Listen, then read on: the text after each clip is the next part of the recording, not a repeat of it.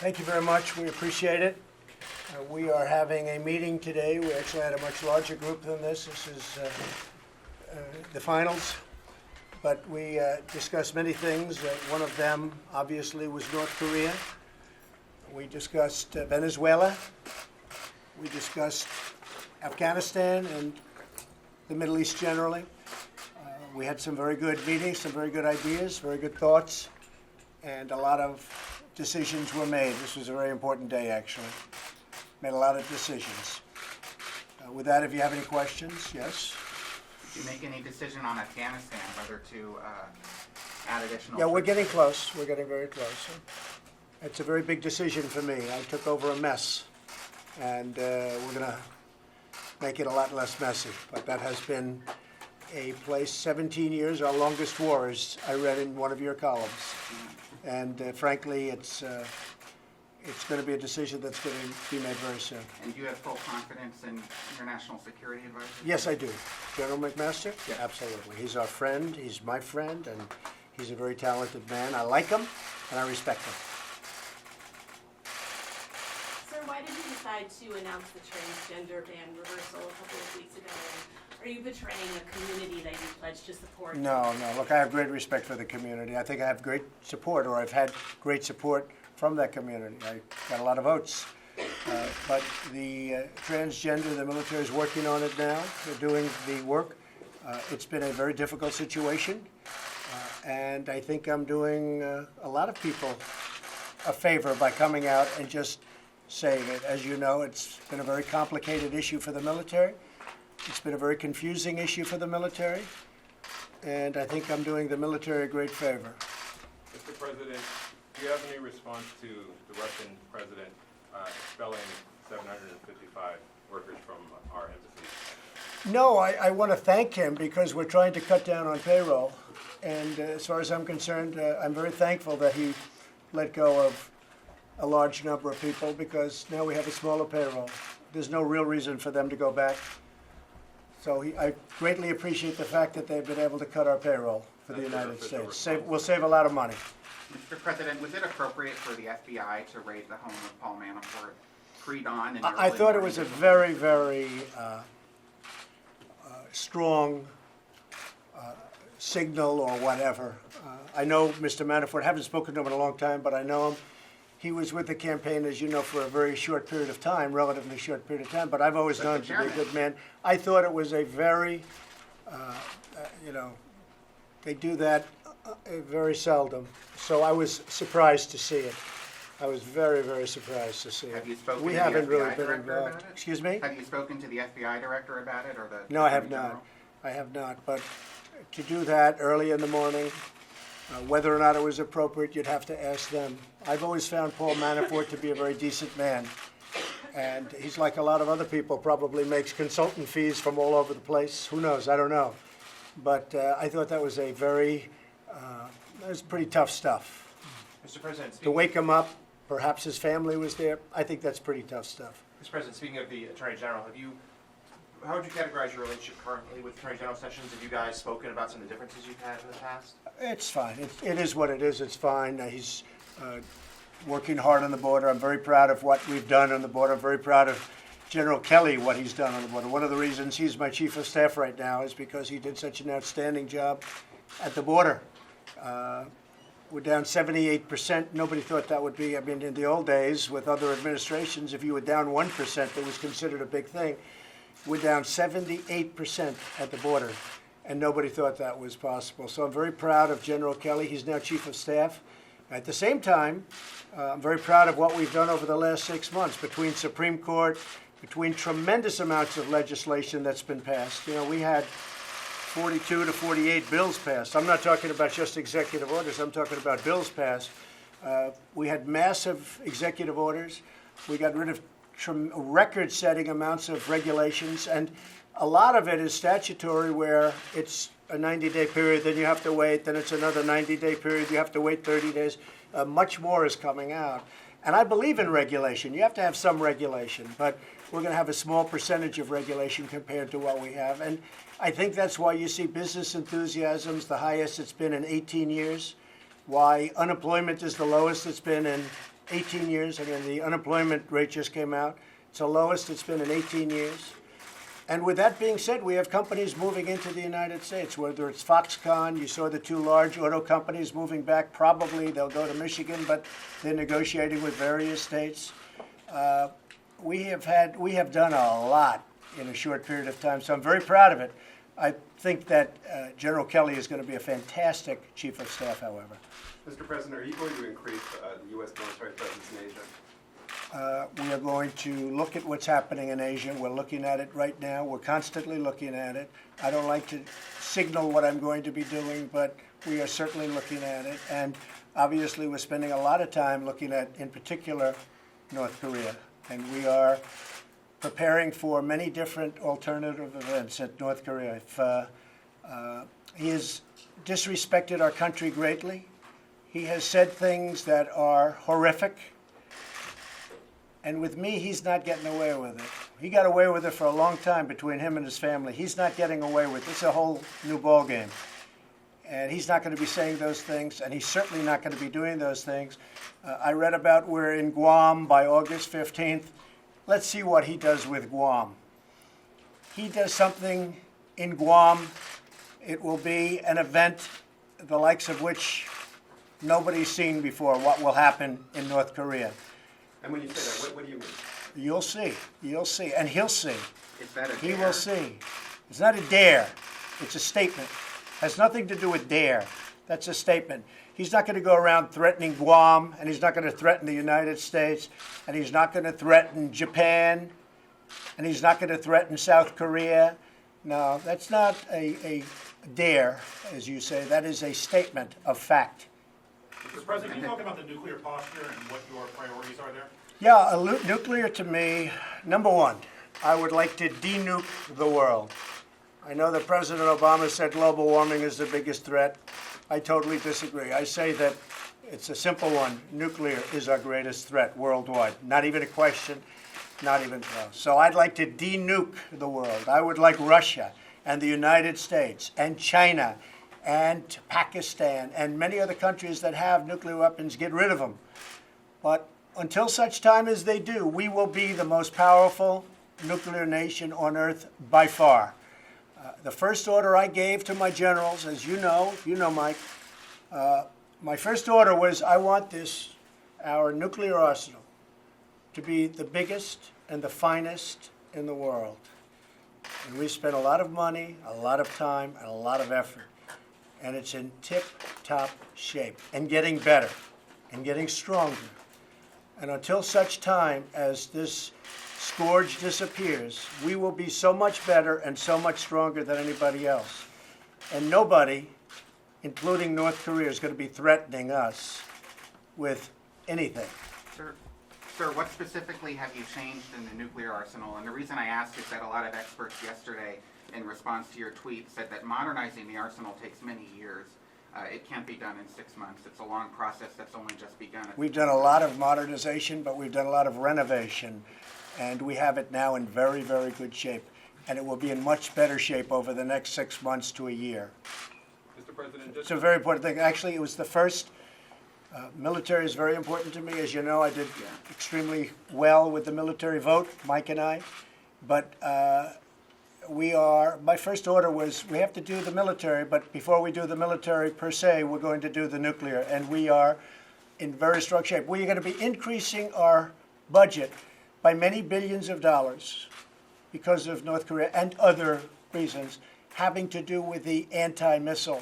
So we are going to be increasing our budget by many billions of dollars. We'll probably be able to report that over the next week. As you know, we reduced it by 5%, but I've decided I don't want that. We're going to be increasing the anti-missiles by a substantial amount of billions of dollars. Mr. President, can you share with us your latest thoughts on Iran, speaking of nuclear deals, and whether you feel like they are in compliance or will be in compliance? I don't think Iran is in compliance. We wrote them a very tough letter to the Congress. I personally don't think they're in compliance, but we have time, and we're going to see. We also put down a lot of defaults or potential default situations. I don't think they're living up to the spirit of the agreement. President Obama, in his wisdom, gave them $150 billion. He gave them $1.8 billion in cash, that's a hard one to figure. But that was his decision. I think it's a horrible agreement. But they are not in compliance with the agreement, and they are certainly not in the spirit of the agreement in compliance. And I think you'll see some very strong things taking place if they don't get themselves in compliance. But I do not believe they are in compliance right now. Mr. President, what's the latest on the leak investigation that the Attorney General announced late last week? And is there any separate investigation that you're Yeah, sure, overseeing we're at the looking, White we're House? always looking. You have two leaks. You have the leaks coming out of intelligence and various departments having to do with Syria, having to do with all sorts of different places, having to do, frankly, with North Korea. And those are very serious. And then you have the leaks where people want to love me, and they're all fighting for love. Those are not very important, but certainly we don't like them. Those are little inner White House leaks. They're not very important, but actually I'm somewhat honored by them. But the important leaks to me, and the leaks that the Attorney General is looking at very strongly, are the leaks coming out of intelligence, and we have to stop them for the security and the national security of our country. Mr. President, you're passing notes to the special counsel, Bob Mueller. Can you talk a little bit about what those? No, not notes. We're working with him. I mean, we have a situation which is very unusual. Everybody said there's no collusion. You look at the councils, they come in, we have a Senate hearing, we have judiciary, we have intelligence, and we have a House hearing, and everybody walks out, even the enemies, they said, no, well, there's no collusion, there's no collusion. So they're investigating something that never happened. There was no collusion between us and Russia. In fact, the opposite. Russia spent a lot of money on fighting me. And if you think about it, I want a strong military. You see our budget is up by, it will be hundreds of billions of dollars soon, our military budget. Russia doesn't like that. Hillary was going to cut the budget substantially, the military budget. Russia is very important for Russia, oil and gas. We are now an exporter because of an incredible 6 months that I had, an exporter of oil and gas. That's bad for Russia. I always said, I don't think Russia wants me because I want a strong military and I want low energy prices. Energy is a disaster. Low energy prices is a disaster for Russia. Additionally, it seems that Russia spent a lot of money on that false report, and that was Russian money. And I think it was Democrat money, too. You could say that was collusion. Plus, the Democrats colluded on the Ukraine, so they colluded. And then when you get down to it, why isn't the FBI looking at the DNC server? You have a server that the Democrats refuse to give to the FBI. Now, I don't know how the FBI can investigate something if the DNC, the Democrats, refuse to give the server. So we have an investigation of something that never took place. And all I say is work with them, because this is an event that never took place. Now, as far as somebody else where did they file the right papers or did they forget to file a paper? You know, I guarantee if you went around and looked at everybody that made a speech or whatever these people did, that's up to them. Did they do something wrong because they didn't file the right document or whatever? Perhaps you'll have to look at them, but I guarantee you this, probably a lot of people in Washington did the same thing. Mr. President, given your harsh criticism of Democrats just now, how are you going to bring them in on things like infrastructure or... Well, we'll have to see. I'm not sure that we will bring them in. I mean, maybe we'll bring them in, maybe not. I think the infrastructure bill will be bipartisan. In fact, frankly, I may have more support from the Democrats. I want a very strong infrastructure bill. We've, as of this moment, spent over $6 trillion in the Middle East. As far as I'm concerned, when I say spent, we've wasted $6 trillion in the Middle East, and yet we can't fix our roads and our bridges and our schools and our airports. And I think that's a very sad situation. So I'm very strong on infrastructure, and a lot of Republicans are, but I know a lot of Democrats are also. I think that'll work out. I think it's going to work out very well. Mr. President, have you thought or thought about or considered leading the dismissal of the special counsel? Is there anything that Bob Mueller could do that you would send you in that direction? I haven't given it any thought. I mean, I've been reading about it from you people. You say, oh, I'm going to dismiss him. No, I'm not dismissing anybody. I mean, I want them to get on with the task, but I also want the Senate and the House to come out with their findings. Now, judging from the people leaving the meetings, leaks, but they leave the meetings all the time and they say, no, we haven't found any collusion. There is no collusion. You know why? Because I don't speak to Russians. Look, I won because I suppose I was a much better candidate than her. I won because I went to Wisconsin. I went to Michigan. I won Pennsylvania. I fought a smart battle. That's why I win. I didn't win because of Russia. Russia had nothing to do with me winning. The thing that we had a great team, and I guess I did a good job. And you know what? Honestly, they spent much more money than I did, by a lot. You know that. They spent a lot more money, and honestly, they did not do a very good job of campaigning.